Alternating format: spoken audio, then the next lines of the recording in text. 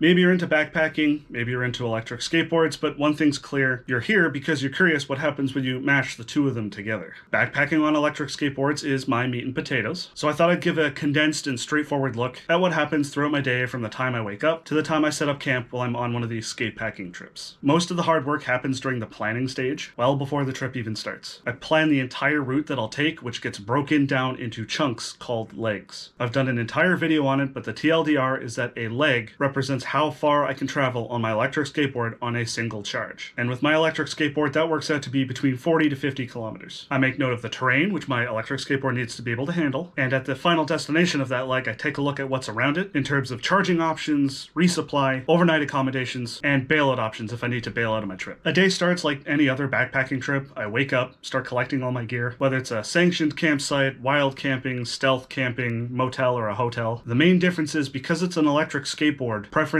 is given to spots that have electrical service so that I don't have an extra charging stop during the day. More on that in a minute. From there, it's breakfast and coffee time, as I've learned the hard way to not start the day without any food and any caffeine in me. After that, I check the weather. If it's gonna rain, I ain't going nowhere. Electric skateboards and water, they do not mix. If it's not gonna start until later in the day, I might try to do one leg if I think I can get there before the weather starts to dump on me. But if it looks like no dice, then I take a 0 day and stay right where I am. If I am gonna make it break for it, I consult my trip plan and see what the next leg entails. I check for things that are going to slow me down, like gravel and rail trails, the downtown section of cities, etc. For each leg, I budget 3 hours to get to my destination, which works out to an average of 17 kilometers an hour, assuming it's a 50-kilometer leg. Once coffee and breakfast is done, I pack all my gear away and do one final idiot check to make sure I'm not leaving anything behind. And then finally, I hit the road towards my next destination. And from there is the fun part, letting the board do all the work to get you to where you need to go, while I enjoy the scenery. I just need to make sure that I stay en route and that I don't hit anything that bugs me off the board. Standing on a longboard for so long with a heavy backpack on really plays hell with my feet, so I do take the occasional break to stop and stretch, take a drink, have a snack, reapply sunscreen, take a leak, and check my pace. On a happy day, I can get to my next destination without any issues, but more often than not, I get drivetrain issues that requires me to stop, tear apart my drivetrain, clean out any debris that got in there, or swap belts if one's starting to look a little rough. Usually problems like that only present themselves if I'm on a route that's taking me over gravel, as it loves to bounce up and get inside of my drivetrain and just shred everything. And once I finally do get to my next stop, first thing I do,